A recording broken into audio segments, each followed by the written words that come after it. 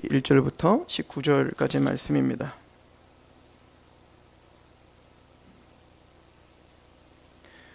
사무엘하 10장 1절에서 19절까지 말씀입니다.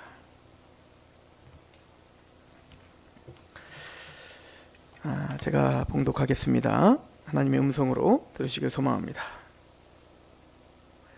그 후에 암몬 자손의 왕이 죽고 그의 아들 한온이 대신하여 왕이 되니 다윗이 이르되 내가 나하스의 아들 한온에게 은총을 베풀되 그의 아버지가 내게 은총을 베푼 것 같이 하리라 하고 다윗이 그의 신하들을 보내 그의 아버지를 조상하라 하니라.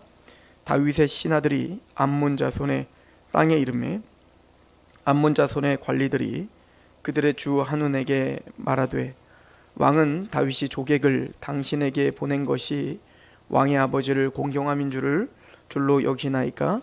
다윗이 그의 신하들을 당신에게 보내 이 성을 엿보고 탐지하여 함락시키고자 함이 아니니까 하니, 이에 한온이 다윗의 신하들을 잡아 그들의 수염을 절반을 깎고 그의 의복의 중동볼기까지 자르고 돌려보내매 사람들이 이 일을 다윗에게 알리니라.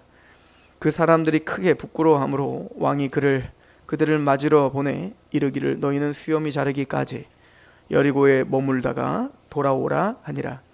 암몬 자손들이 자기들이 다윗에게 미움이 된 줄 알고 암몬 자손들이 사람을 보내 벳르홉 아람 사람과 소바 아람 사람의 보병 2만 명과 마아가 왕과 그의 사람 1,000명과 돛사람 12,000명을 고용한지라. 다윗이 듣고 요압과 용사의 온 무리를 보내매 암몬 자손은 나와서 성문 어귀에 진을 쳤고 소바와 르홉 아람 사람과 돕과 나아가 사람들은 따로 들에 있더라.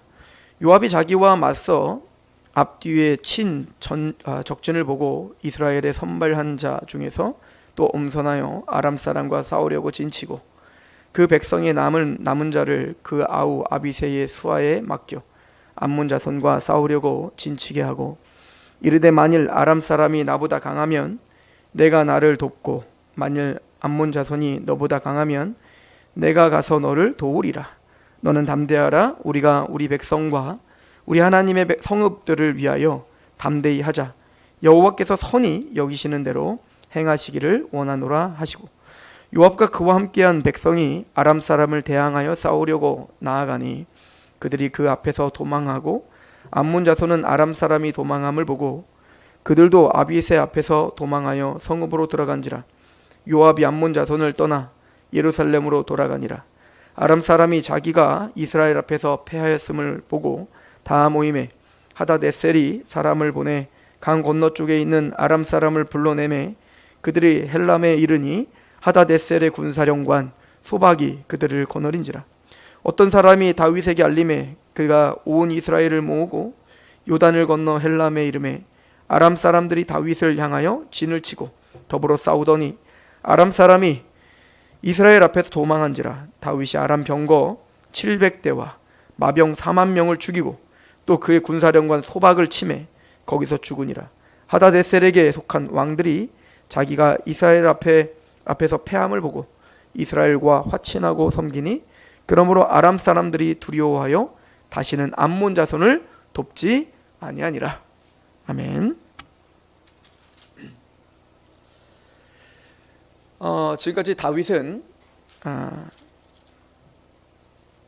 하나님과 함께 동행하며 전투를 이기고 왕위를 굳건하게 했습니다.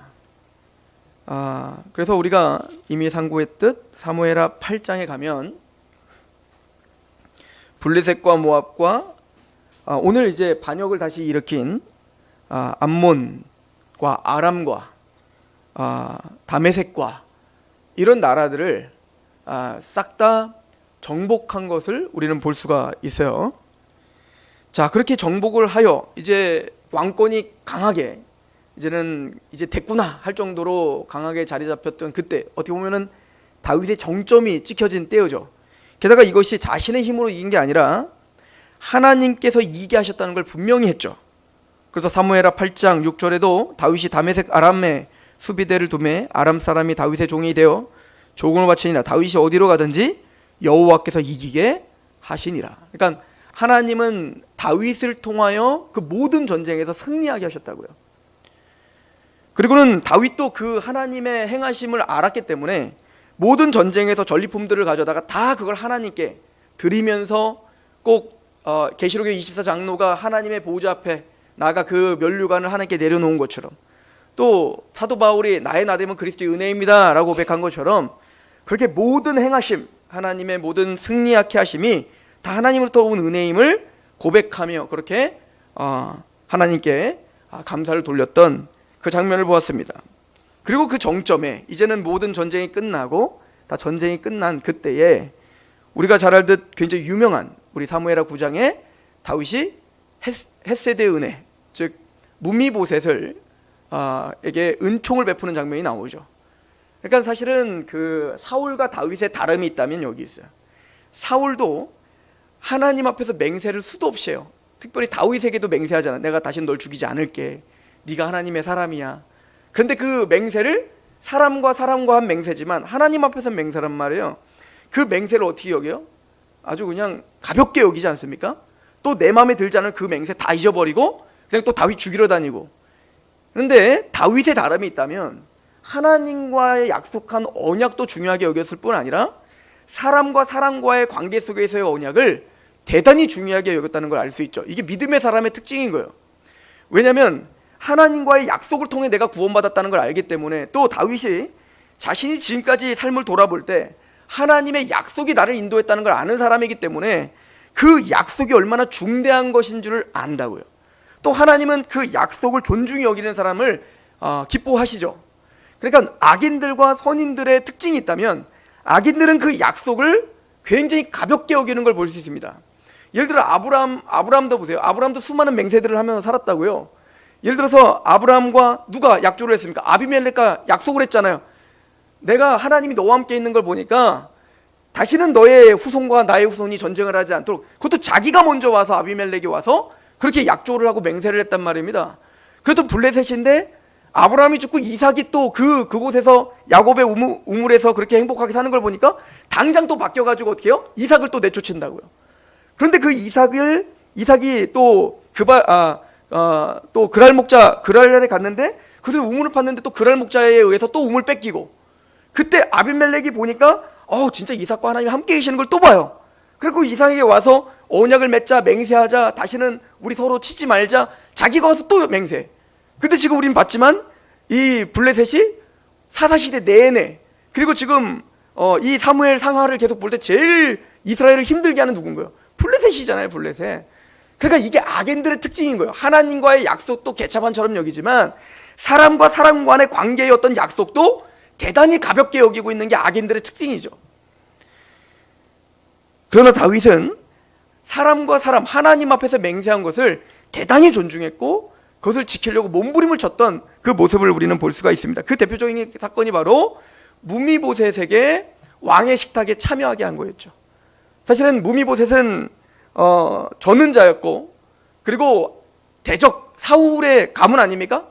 이제는 다 죽어야 마땅한 그 대적의 자손인데 다윗은 그런 대적의 자손이요 또 전은자였던 그를 헷세대의 은혜로 그를 살려주고 왕의 식탁에 참여하게 해주더라.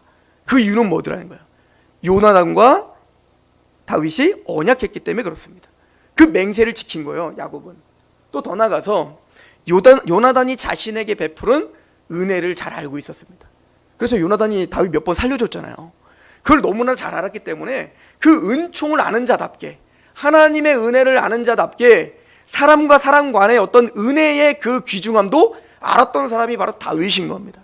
그러니까 우리가 예수님의 복음을 알고 하나님의 약속을 믿는다고 하면서 사람과 사람 간의 약속을 가볍게 여기고 또 은혜를 가볍게 여기는 것은, 이거는 하나님의 사람이 할 짓은 아니죠. 어쨌든 다윗은 그 은혜를 갚기 위하여 무미보셋에게 그런 은총을 베풀었던 겁니다.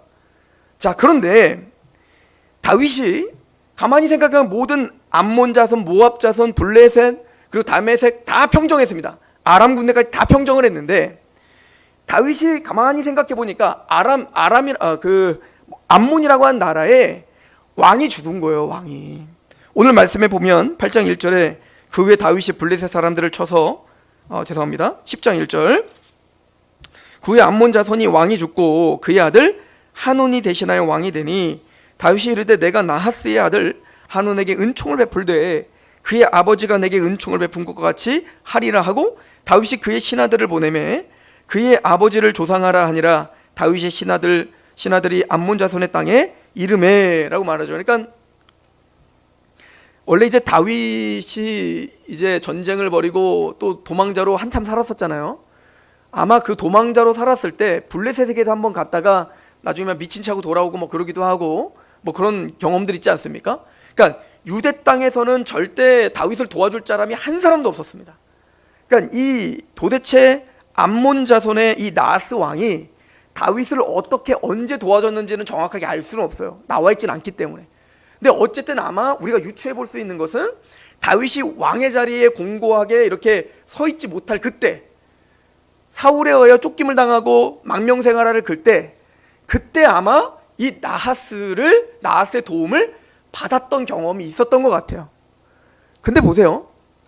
그런 경험이 있든 없든 사실은 사무엘하 8장에 누구와 전쟁을 벌였어요? 쭉 목록에 보면 모압, 블레셋, 거기 아람 누구도 있었어요. 암몬도 있었다고요. 암몬도. 그러니까 그 뒤에 블레셋도 사실은 다윗이 그의 블레셋의 군대 장관으로 있었잖아요. 그런 다음에 다시 유대 땅으로 와서 왕이 됐다는 소리를 듣고 바로 블레셋이 전쟁을 벌여갖고 한번 부딪힌 적이 있지 않습니까? 아마 그런 것처럼 나하스가 다윗에게 조금 뭐 은혜를 베풀긴 했지만 결론은 그 암몬 자손들은 또 어떻게 했다는 거예요? 다윗이 왕권으로 있을 때 그 다윗을 친 것이 분명합니다. 그러니까 예전의 은혜 생각할 필요가 없죠. 왜냐면 도루묵이지. 왜냐면 지금 어쨌든 이스라엘을 쳤고 다윗을 쳤잖아요. 그럼에도 불구하고 이미 다윗이 승리를 했고, 그리고 그 승리가 내가 만들어낸 것이 아니라는 걸 다윗은 분명히 했던 겁니다. 누가 이기게 했다? 하나님이 이기게 했고 하나님의 은혜로 이겼다는 걸 분명히 알았던 다윗은 그래도 암몬의 그 왕인 나하스가 어쨌든 이제는 자기에게 조공을 바치는 신세가 된 거 아닙니까? 그런데 그 나하스가 죽었으니까 그 아들이 이제 왕이 되니까 은혜를 베풀기를 원했던 거예요. 그리고 그 은혜를 베푸는 이유에 대해서 말하기를 나하스가 나를 도왔던 적이 있다. 그래서 내가 너에게 은총을 베풀기를 원한다. 그 얘기는 뭐죠? 지금 조공을 받는 상황이긴 하지만 다윗은 암몬 자손과 잘 지내고 싶었던 겁니다. 암몬 자손을 어쨌든 품으려고 했고 대적이잖아요. 어쨌든 지금 다윗이 왕국이 세워진 후에 전쟁을 벌여갖고 암몬이 어쨌든 정복을 당한 지경 아닙니까? 이게 무슨 뭐 엄청 오래된 얘기가 아니라 단 8장 이야기예요. 8장 이야기. 그러니까 사실은 다윗은 대단히 큰 결단을 한 거예요. 사실은 그냥 죽으면은 그냥 정복하고 그들을 그냥 압제하면 끝인데 다윗은 그런 왕으로 남고 싶지 않았던 겁니다. 대적이었지만 나에게 칼을 겨눴던 암몬이었지만 그래도 그도 예전에는 나에 대한 좋은 감정이 있었던 걸 나는 알고 있고, 그리고 그 나하스가 죽었으니까 그 나하스의 아들에게 은총을 베풀면서 좀 사랑을 베풀고 은혜를 베풀고 그래서 잘 지내보고 싶은, 어떻게 보면은 선으로 악을 이긴 케이스죠. 그죠? 로마서에 보면은 너희는 선으로 악을 이겨라 라고 말하는 것처럼 원수된 자에게 사랑하고 그에게 어쨌든 호의를 베풀려고 했던 다윗의 몸부림이었던 겁니다. 그런데 이 아람은 어떻게 이거를 처리하죠? 이 아람의 이 왕이었던 암몬 자손의 이 왕이었던 이 한운이, 이제는 한운도 이게 원래 이제 밑에 있는 사람들이 이제 문제인데, 한운은 그냥 다윗이 왔길래 그냥 고맙습니다 하려고 했는데 조문하러 온 거잖아요. 조문하러. 근데 그 밑에 있는 신하들이 이제는 막 그 악한 본성으로 만들어낸 상상 속의 어떤 그 논리들을 막 만들어내기 시작합니다. 그리고 뭐라고 말하냐면 다윗이 지금 조문하러 온 게 왕한테 잘해주러 온 것 같아요. 왕을 정탐해갖고 이 암몬을 완전히 초토화시키려고 온 것 같아요. 이렇게 물어보는 거예요. 그러는 말을 하기를 이거는 다윗이 지금 이 국가가 어려운 이 중에 다윗이 정탐꾼을 보내가지고 지금 이 암몬을 완전 초토화시키려고 하는 다윗의 계략입니다. 이렇게 돼버린 겁니다. 사실은 다윗은 전혀 그거 생각 안 하잖아요. 다윗은 정말 호의를 베푼 거였고 다윗은 정말 마음을 다해서 그 암몬에 대한 사랑을 표현하려고 했던 겁니다.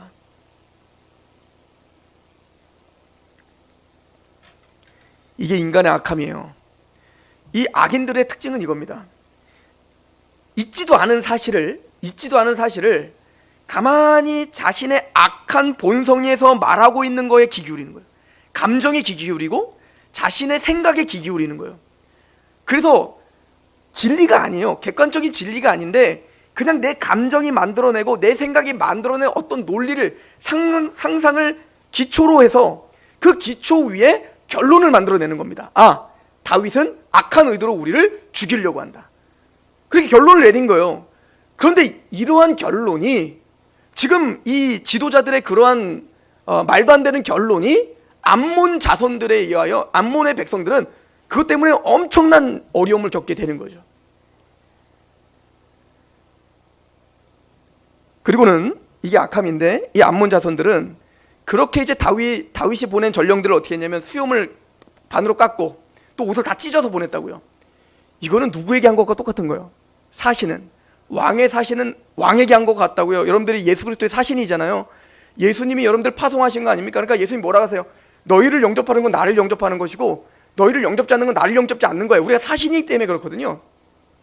근데 다윗이 보낸 그 전령을 수염을 깎아버리고 옷을 찢어버렸다는 것은 지금 다윗의 호의를 무시할 뿐만 아니라 다윗의 수염을 자르고 다윗의 옷을 찢어버린 거와 똑같은 거예요. 그리고 오늘 말씀에 보면 이스라엘 백성들이 그걸 부끄러워하였다, 멸시한 거죠. 그때 부끄러운 거죠. 그러니까 다윗이 이제 백성들이 너무 이제 동요할까봐 그 사람들 보고 너는 바로 오지 말고 좀 멀리서 수염 기르고 와. 왜냐면 수염 그대로 오면 막 사람들 막 흥분해갖고 난리 필 거 아니에요. 게다가 막 너무 부끄러워하고 그러니까 다윗이 수염 기르면 와라 이렇게 한 거죠. 그러니까 이제 암몬 사람들 한번 보세요. 자기들이 일을 만들었어요. 자기들이 다윗을 멸시해놓고 그리고는 자기들 상상 속에서 다윗은 우리를 싫어해, 다윗은 나를 미워해 라고 하는 아집 가운데 자기 혼자 상상을 편 다음에 이제는 누가 두려워. 이제 다윗이 우리를 미워한다. 이제 큰일 났다. 아, 누가 그렇게 하래. 그러니까 근데 어쨌든 그것 때문에 자충수를 둔 거죠. 그러니까 누가 지금 두려운 거예요. 사실은 다윗을 지금 대적할 만한 실력이 안 돼요. 이 암몬이. 안 그래 지금 다윗한테 지금 당해가지고 정복을 당했는데 자신의 그 감정 하나를 추스리지 못해서 지금 자신이 생각하지 못했던 그런 큰 일을 벌인 거란 말이에요. 그리고는 거기서 그럼 빨리 회개해야죠.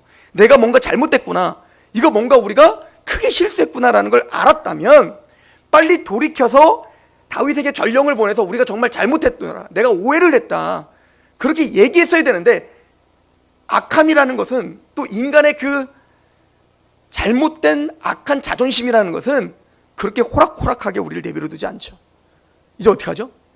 사람들 끌어모으기 시작해요. 내 힘으로 안 될 것 같으니까 이제는 사람들 막 끌어모아가지고 이제는 자기 편을 막 만들죠. 그 이야기가 4절부터 나오죠. 보세요.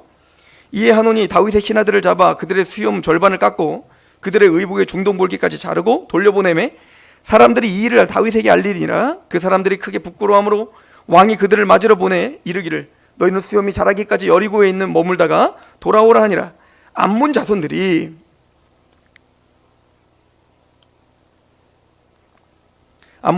자기들이 다윗에게 미움이 된 줄을 알고, 이게 두려운 겁니다. 다윗이 우리를 미워하겠구나, 당연한 거 아니에요? 이거 모르고 그런 짓 했단 말이에요. 암몬 자손들이 사람을 보내 벤르홉 아람 사람과 소바 아람 사람의 보병 2만 명과 마아가 왕과 그의 사람 1000명과 돕 사람 12,000명을 고용한지라. 다윗이 듣고 요압과 용사의 온 무리를 보내매 암몬 자손은 나와서 성문 어귀에 진을 쳤고 소바와 르홉 아람 사람과 돕과 마아가 사람들은 따로 들에 있더라. 자, 지금 여기 나와 있는 전쟁을 지금 돕고 있는 지금 아람 편에 있는 사람들이 누구라고 말하고 있어요? 아람 사람들이라고 말하죠. 나중에 이 아람 사람들의 그 주축이 된 그 왕의 이름을 19절에 보면 하닷 에셀이라고 하죠. 이 사람이 누구냐면요, 우리 8장 한번 가보세요. 8장, 우리가 8장에서 이미 상고했었는데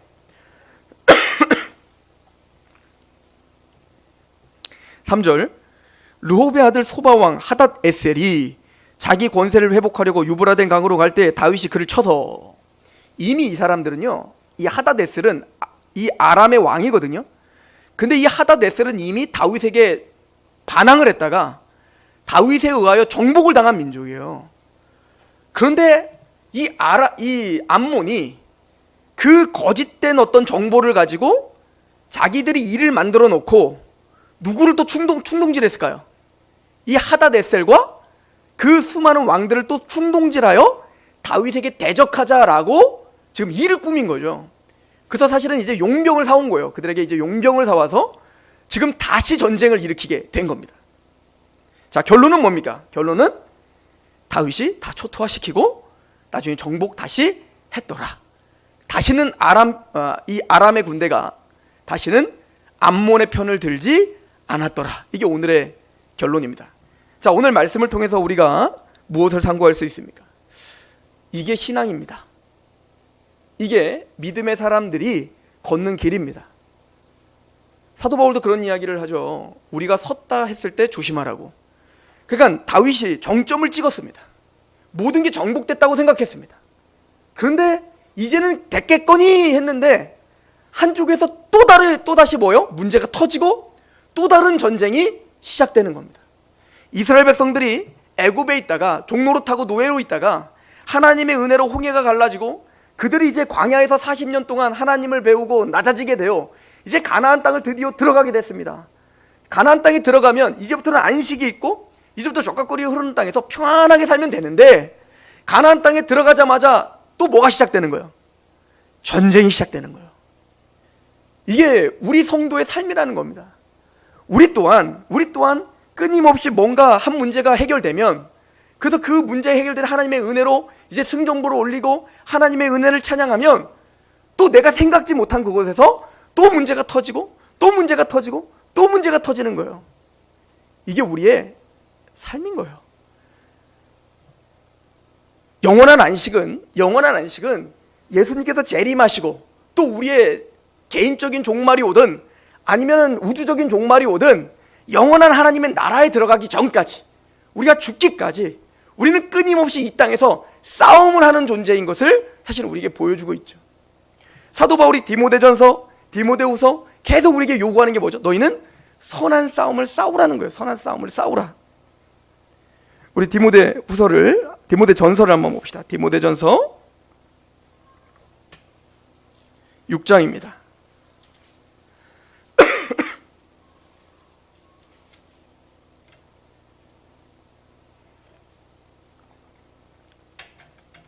6장 11절 오직 너 하나님의 사람아 오직 너 하나님의 사람아 이것들을 피하고 의와 경건과 믿음과 사랑과 인내와 온유를 따르며 믿음의 선한 싸움을 싸우라 영생을 취하라 이를 위하여 내가 부르심을 받았고 많은 증인 앞에서 선한 증언을 하였도다.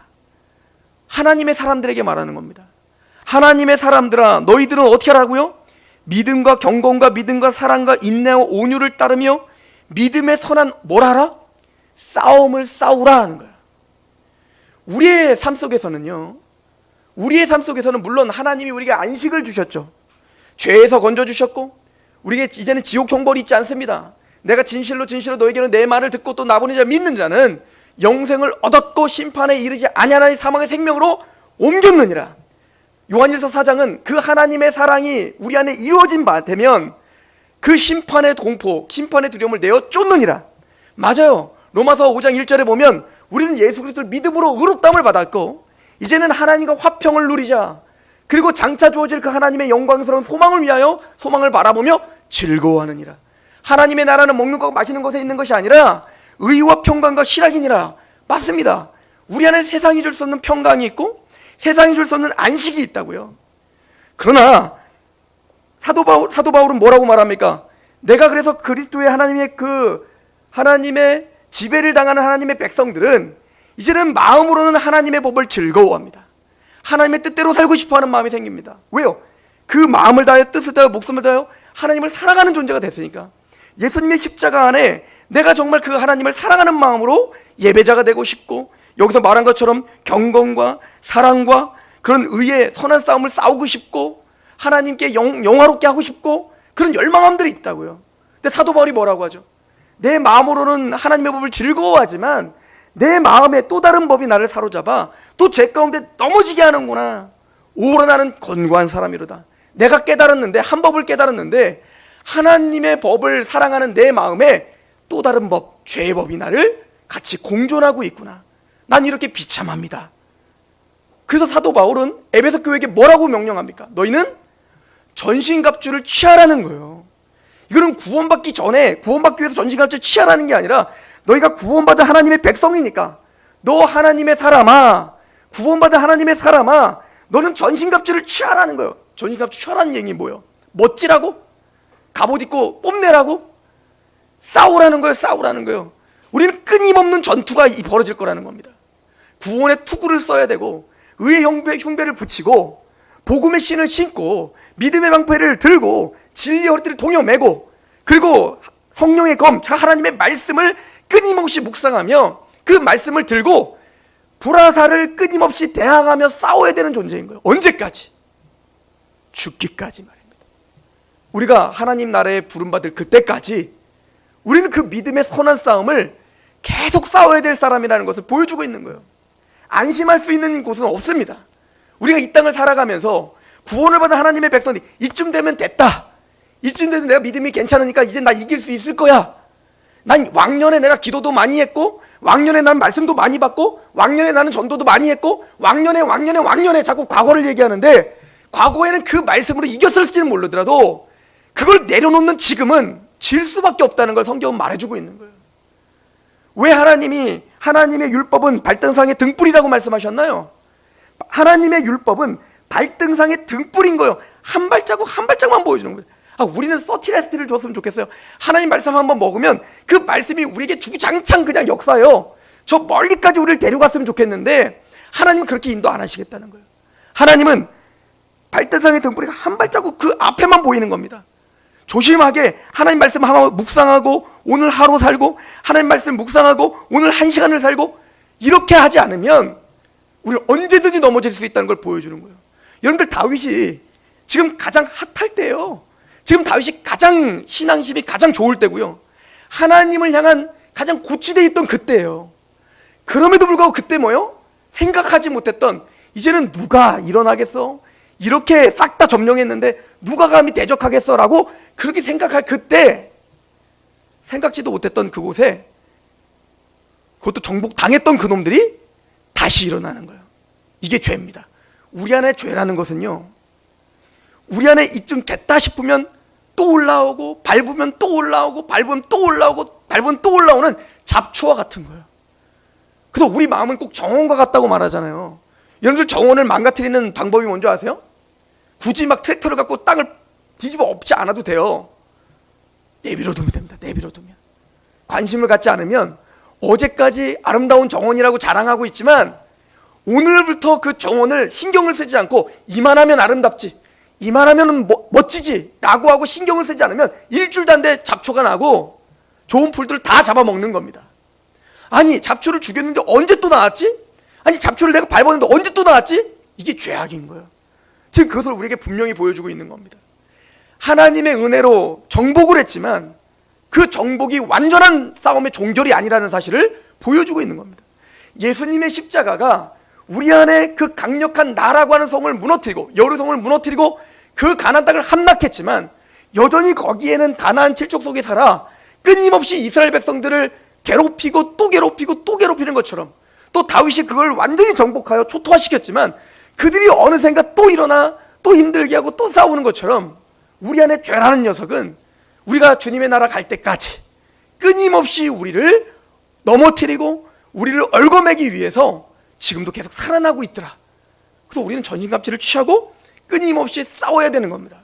베드로의 말을 한번 들어볼까요? 베드로, 우리 전서 5장을 가봅시다. 베드로 전서 5장.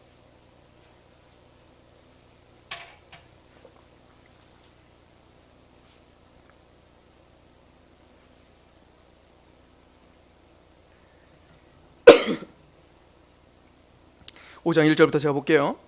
너희 중에 장로들에게 권하노니 나는 함께 장로된 자요 그리스도의 고난의 증인이요 나타날 영광에 참여한 자니라. 너희 중에 있는 하나님의 양무리를 취대 억지로 하지 말고 하나님의 뜻을 따라 자원함으로 하며 더러운 이득을 위하여 하지 말고 기꺼이 하며 맡은 자들에게 주장하는 자세를 하지 말고 양무리의 본이 되라. 그러니까 베드로가 사실은 베드로후서를 이 베드로 전후서를 쓸 때는 이제는 좀 있으면 나도 주의 나라 갈 것이다, 이거를 직감하고 쓴 거거든요. 마지막 어떻게 보면 목회자들에게 교회를 위한 당부를 하고 있는 거죠. 4절에 그리하면 목자장이 나타나실 때 시들지 아니하는 영광의 관을 얻으리라. 젊은 자들아 이와 같이 장로들에게 순종하고 다 서로 겸손으로 허리를 동이라. 하나님은 교만한 자를 대적하시되 겸손한 자들에게는 은혜를 주시느니라. 그러므로 하나님의 능하신 손 아래에 있어 겸손하라. 때가 되면 너희를 높이시리라. 너희 염려를 다 주께 맡기라. 이는 그가 너희를 돌보심이라. 그리고 말하기를 근신하라. 깨어라. 너희 대적 마귀가 우는 사자와 같이 두루다니며 삼킬 차를 찾나니. 이거 누구 찾는 거예요? 구원받지 않은 사람들 찾는다는 얘기예요? 지금 교회 밖에 이야기하는 겁니까? 교회 밖에 이야기하면 이걸 쓸 이유가 없죠.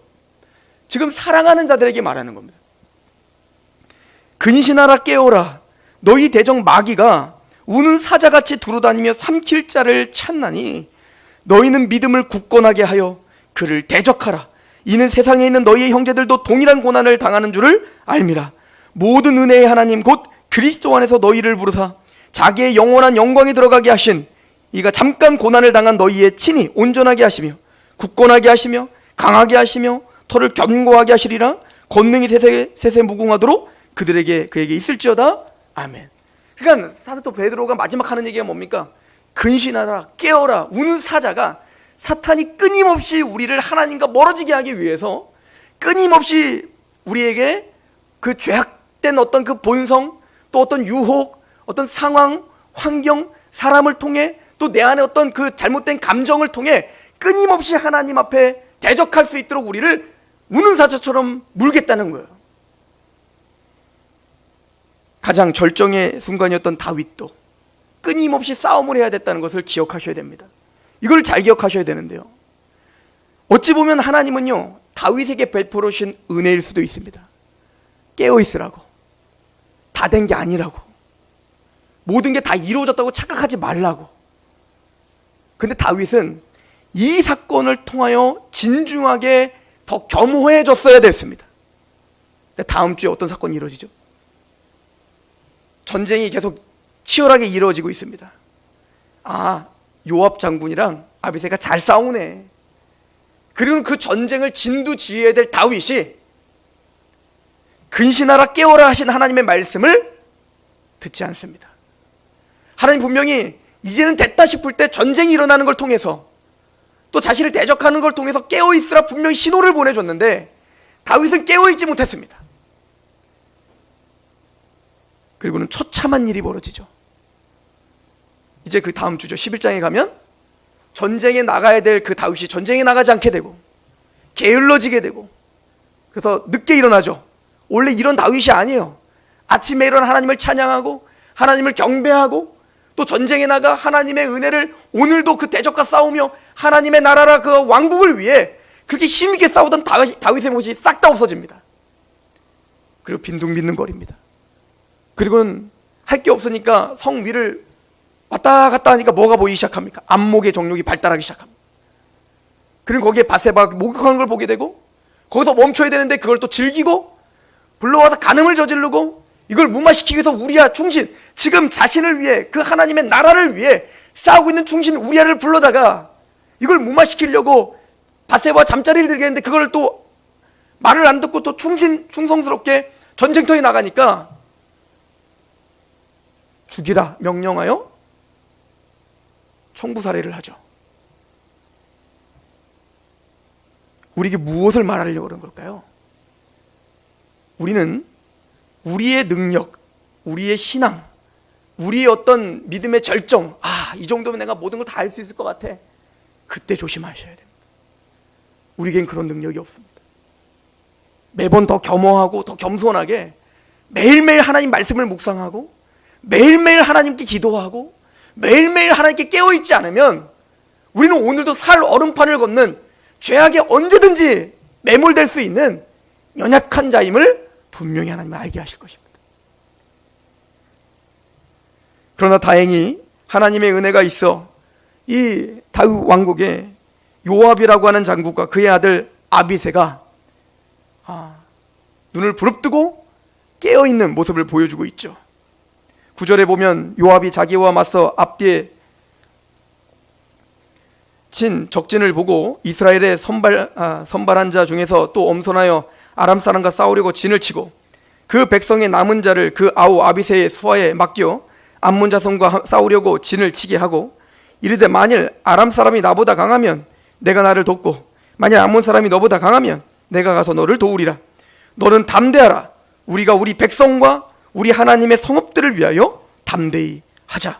여호와께서 선히 여기시는 대로 행하시기를 원하노라. 이 요압은 깨어 있었습니다. 우리가 전투해야 되는 이유, 사실은 요압도 약간 겁이 났던 것 같습니다. 왜냐하면 너무 갑작스럽게 일어난 이 전쟁이라 당황했던 것 같습니다. 그때 아비새가 뭐라고 하죠?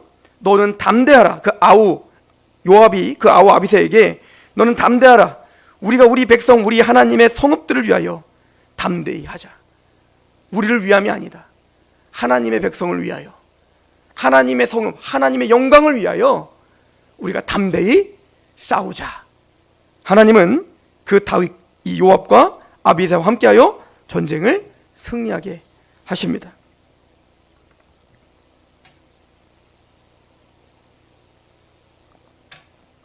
우리는 암몬의 자손을 통해서, 암몬의 반역을 통해서 다윗이 보내줬던 은혜를 멸시하고 있는 그 죄악된 모습을 보죠. 그들은 잊지도 않은 사실을 자기네 어떤 악한 감정, 또 자신의 어떤 그 치우쳐버린 어떤 죄악된 감정으로 상상의 나라를 펴서 다윗을 왜곡시킵니다. 다윗을 자기 멋대로 판단하게 합니다. 그리고 그걸 확정해요. 이게 다윗이라고. 그리고는 그 설정해 놓은 자기의 죄됨과 감정에 치우쳐버린 그 설정해 놓은 논리로 이제는 자신의 행동을 이제는 본격적으로 시작을 합니다. 그리고는 거기서 두려움이 왔으면 회개해야 되는데 그러지 못하고 멈추지 않고 더 나아가 많은 사람들을 끌어들여 그 일을 관철시키려고 합니다. 그게 파멸로 가는 길인 거예요. 항상 죄악은 그렇게 우리에게 속삭이는 겁니다. 하와와 아담에게 뱀이 속삭였던 건 뭐죠? 하나님을 오해시키는 겁니다. 하나님의 말씀이 있어요. 정령 죽으리라. 그런데 하와와 아담을 뱀은 유혹을 하여 어떻게 하죠? 하나님의 말씀을 왜곡하여 하나님에 대한 오해를 만들어버리는 거예요. 보암직하고 먹음직하고 하나님처럼 지혜롭게 그 선악과를 보이게 하여, 맞아, 하나님은 나를 위해서 먹지 말라고 한 게 아니라 자기를 위해서 한 거야. 하나님에 대한 왜곡, 하나님에 대한 모함, 하나님에 대한 잘못된 시각들을 그 치우쳐버린 그 생각으로 정리해놓고 그리고 행동을 결연하게 거행하는 거예요. 그게 뭐죠? 선악과를 먹는 거예요. 그럼 먹어놓고 어떻게 해요? 두려워서 숨어요. 숨었으면 거기서 아담과 하와는 어떻게 써야 돼요? 회개하고 돌이켰어야 되는데 회개하고 돌이키는커녕 이것을 무마하기 위해 어떻게 합니까? 일을 점점 더 복잡하게 만들죠. 당신이 만든 이 여자 때문입니다. 당신이 허락하신 이 뱀 때문입니다라고 그 모든 책임을 누구에게 돌려요? 하나님께 돌리고 점점 어려워지는 겁니다. 이게 죄예요. 우리 안에 그런 모습이 있다면 그 순간 빨리 돌이켜야 되는 겁니다. 이 모습이 단순히 암몬족 속에만 있지 않고 다윗에게도 이런 악의 구렁텅이로 끌려가는, 힘없이 끌려가는 모습이 있음을 바로 다음 장에 설명해 주고 있는 거예요. 다윗도 그랬다는 겁니다. 다윗도. 암몬만 이런 게 아니라 하나님의 사람 다윗도 빨리 돌이켰어야 되는데 간음과 바세바가 간음을 저지른 그때까지, 또 우리아를 쳐 죽이는 그때까지, 살인을 벌인 그때까지 그걸 알아차리지 못했다는 것을 우리는 명심하셔야 되는 겁니다. 그렇게 죄악은 우리에게 강호한 힘을 가지고 우리를 잠식하려고 죽이면 또 일어나고 죽이면 또 일어나고 죽이면 또 일어나더라는 거예요. 그래서 근신하여 깨어라. 예수님도 말씀하시죠.